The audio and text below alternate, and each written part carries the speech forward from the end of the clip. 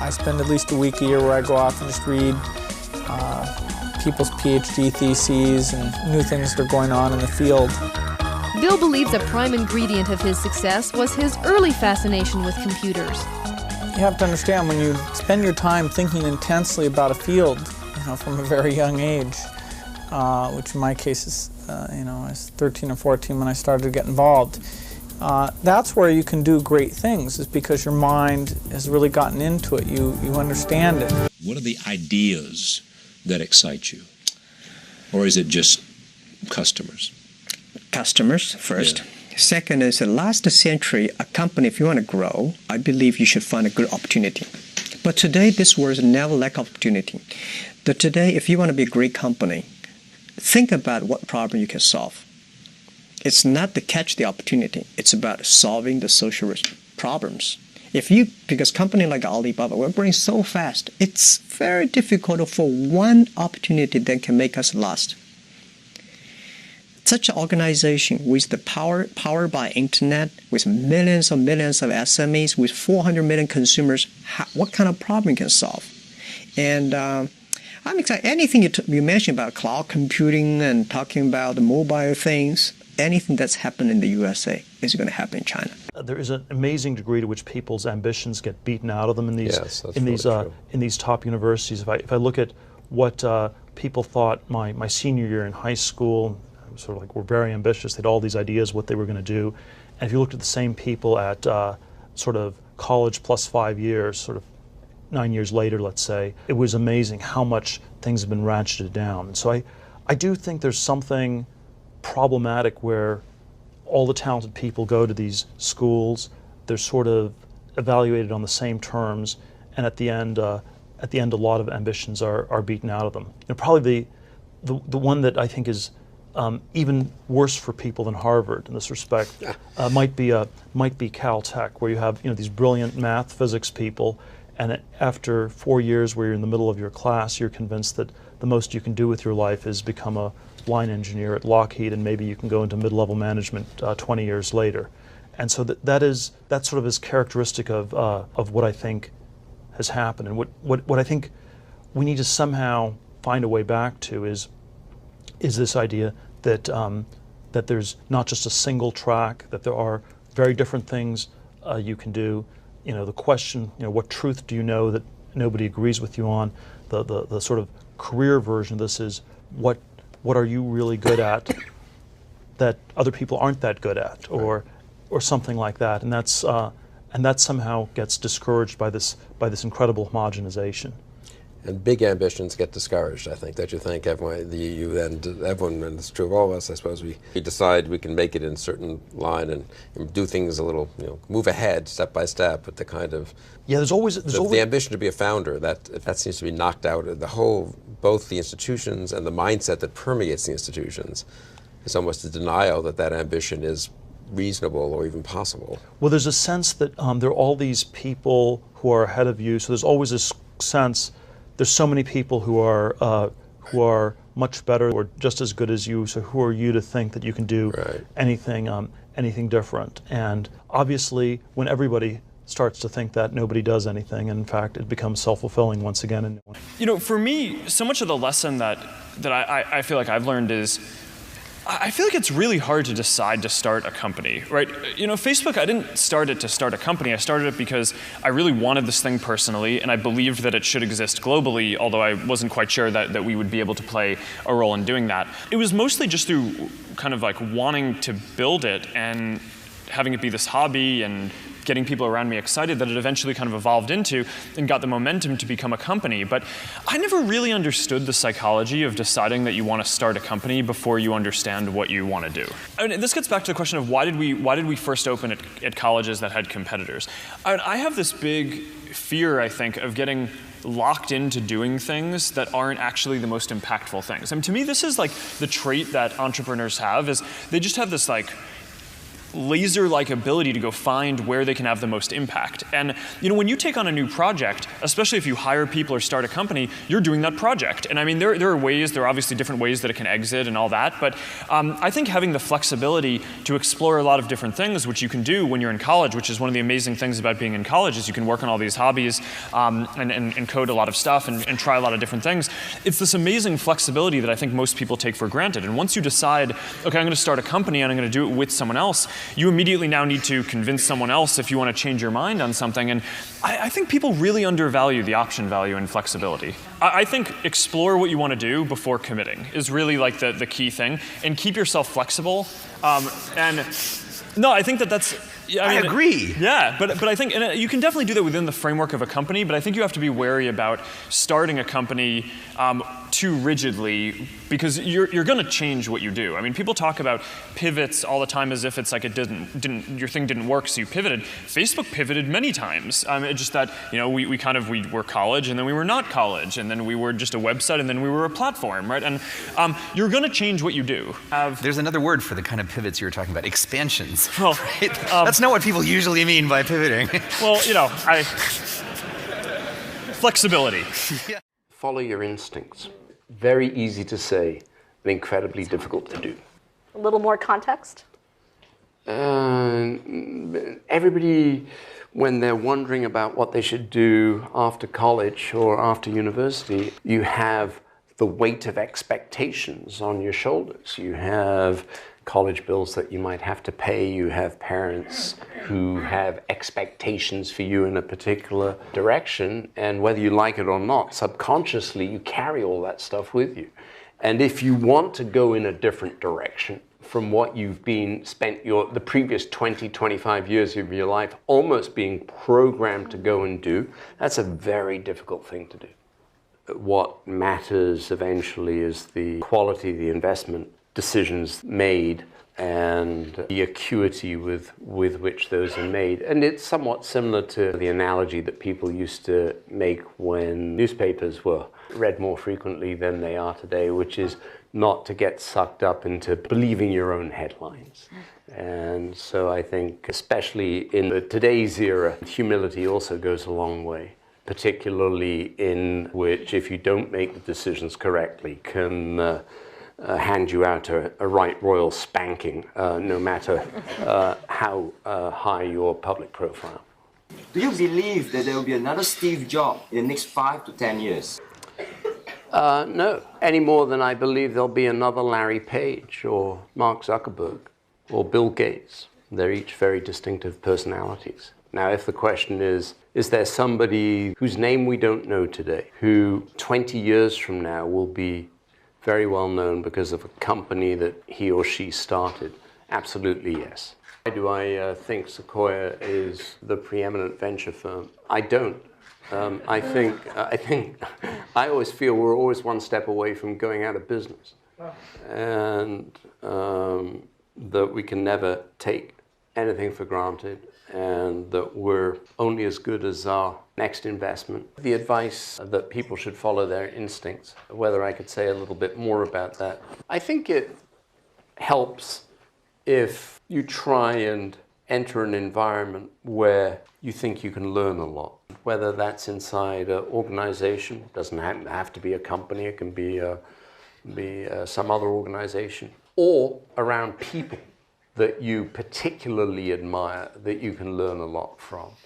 And I think that just helps expand one's horizons. It also gives the individual a sense of what excellence is really like.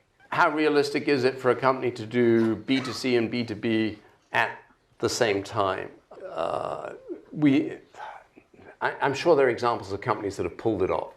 I just think right at the beginning you have to concentrate on doing one thing super well. And once you've done that, the second thing becomes easier, particularly if you're dealing with... It's one thing to sell precisely the same product to both audiences. And if you can do that, bless your heart, it's a good thing to do. But I think it's if you've got to tailor the product differently, I think that's a very dangerous thing for a company to do right at the start. You know, it's no coincidence Apple under Steve Jobs was not prepared to compromise, change and alter its products to please corporations. They would build products, and if corporations wanted to buy them, so be it. But they weren't going to come up with special products. It was an approach that obviously served them very well. And then, as you know, there are plenty of examples of other companies that have, over time, succeeded with two different sorts of distribution channels. Plenty of examples of that. But at the beginning, I think simplicity is a virtue. I think that's really important, especially for young people, to actually do that self-assessment and find that passion. Do you have any advice? I think many kids and many grown-ups do figure out over time what their passions are. And sometimes we let I don't think it's that hard. I think what happens, though, sometimes is that we let our intellectual selves overrule those passions. And so that's what needs to be guarded against. Kids are very good about knowing what their passions are. I love that, because I think I've seen you describe this way, that you've always maintained that sense of wonder. I think that's what kids have, but we lose it somehow along the way. Yes, everybody, it's a gift if you can keep your childlike sense of wonder. And it helps with creativity, it helps to have fun. You know, you laugh more and play more if you keep that childlike sense of wonder. What we're really focused on is thinking long term, putting the customer at the center of our universe, and inventing. Those are the three big ideas. I don't think that you can invent on behalf of customers unless you're willing to think long term, because a lot of invention doesn't work. If you're going to invent, it means you're going to experiment. You have to think long term. So these three ideas, customer centricity, long-term thinking, and a passion for invention, those go together. That's how we do it. And by the way, we have a lot of fun doing it that way. What's amazing about your success is that your timing was good too. How does an innovator actually identify that historical momentum, that Kitty Hawk moment? You recognize what was happening with the internet, and you said, you know what, there's actually a room for me to start with books and then move on. How do you do that? How do you find the time and the momentum, the zeitgeist? I think everybody has their own passion, their own thing that they're interested in, and then you're very alert to the things that are in the sphere of influence of that passion. So your passion has led you to change the world, frankly, with Amazon. But yet you've got Blue Origin, you've got Bezos Explorations. Why can't somebody like you just rest on your laurel? Go play golf. Well, I love what I do. I also have 4 kids. I have a wife that I love. I have a lot of passions and interests, but one of them is the pace of change. I love the fact that I get to work with these big, smart teams. The people I work with are so smart, and they're self-selected for loving to invent on behalf of customers. And so, it's not, do I love every moment of every day? No, that's why they call it work. There are things that I don't enjoy, but if I'm really objective about it and I look at it, I'm so lucky to be working alongside all these passionate people, and I love it. How do you remain nimble? Because there is somebody in their dorm room who could eat you up for lunch the next day. My belief on this is, first of all, that's completely correct, and you can never assure anybody that can't happen. But I think if you have a customer-centric culture, that cures a lot of ills, because we wake up, let's say you're the leader in a particular arena, if you're competitor focused and you're already the leader, then where does your energy come from? Whereas if you're customer focused and you're already the leader, customers are never satisfied. So if you're customer focused, you're always waking up, how can we make that customer say wow? How can we, our energy, our passion, we want to impress our customers. We want them to say, wow. It's that kind of divine discontent comes from observing customers and noticing that, things can always be better. There's always a sense that people have that it's really hard to come up with answers. All the answers have already been discovered in one way or another. And I think that's not the case. And I sort of divide things up into conventions, which are things everybody knows to be true. At the other extreme, there are mysteries, things that nobody can figure out. And in between are these things that I call secrets, which are things that you could figure out. They're hard, but if you really work at it, you could figure something out. And one thought that I have is that there are many secrets left to be discovered. I actually think that this is a somewhat non-conventional view, because I think the conventional view is that most secrets have been discovered and that there's nothing new to find. And so, and this is certainly, it is true certainly of certain domains, but I think most things are not like that. And I think there are a lot of fields where new things can be found.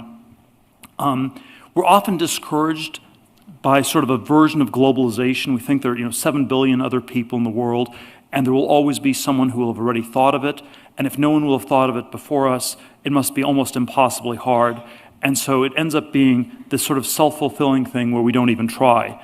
And I do think the only people who will discover secrets are people who work at it and who try doing it. And I think that many of these great companies have something like this at the core. It's some domain of knowledge, some area where people think they can figure out a lot more. At PayPal, we were very interested in this, in the intersection of money and cryptography. Could you create a new digital currency on the internet?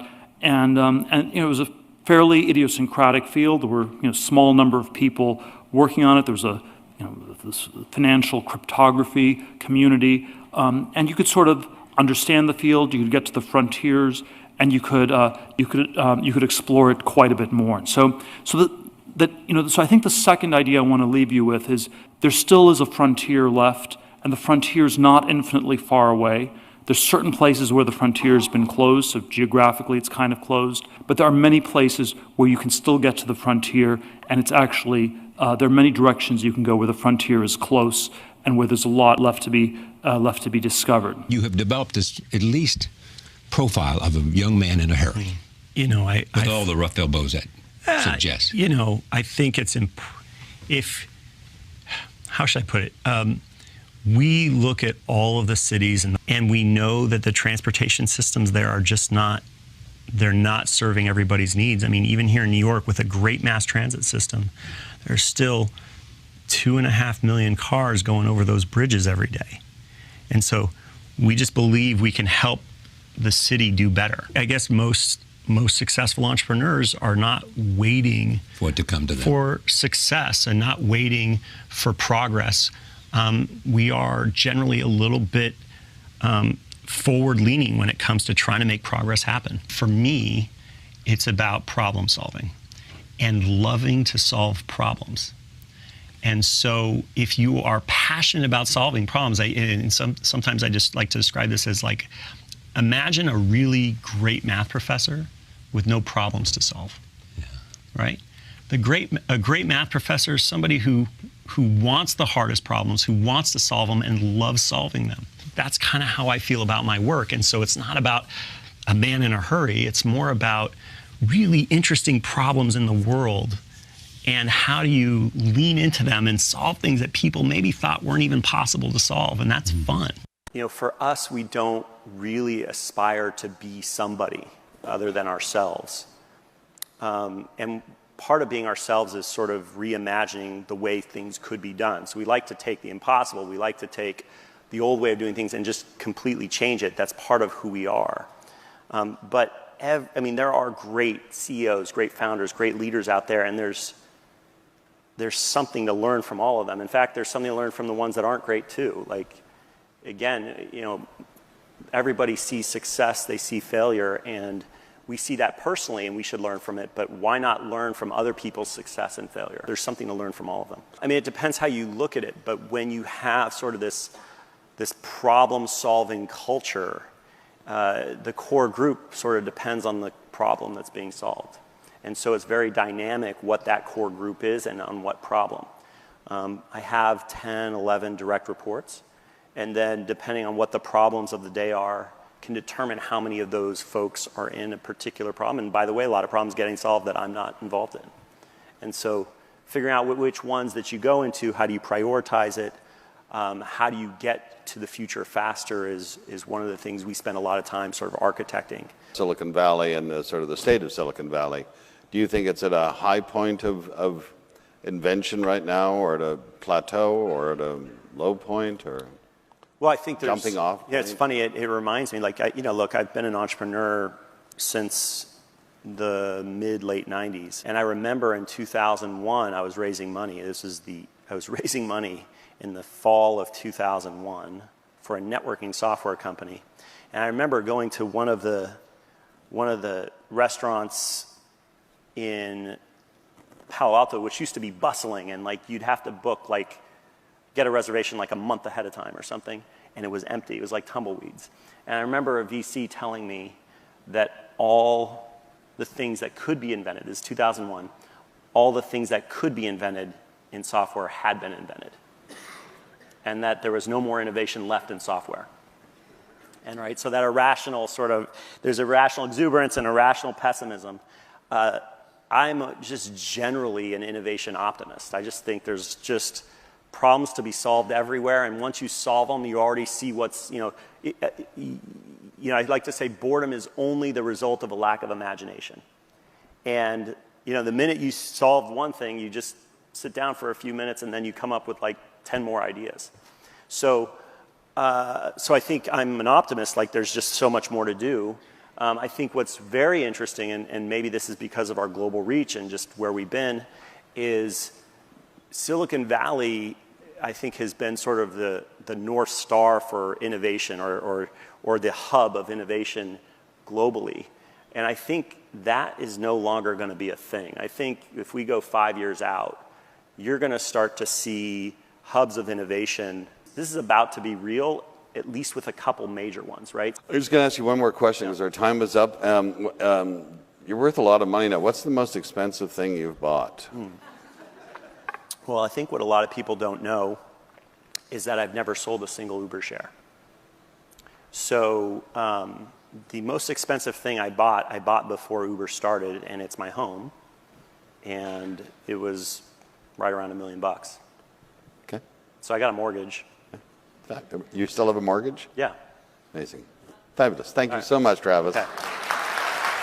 Cheung is the Cantonese word for the Yangtze, China's longest river, and it is more than just a name for Lee. 呢個 Yangtze River 點你解釋啊？就長江咧點解能夠成為長江咧？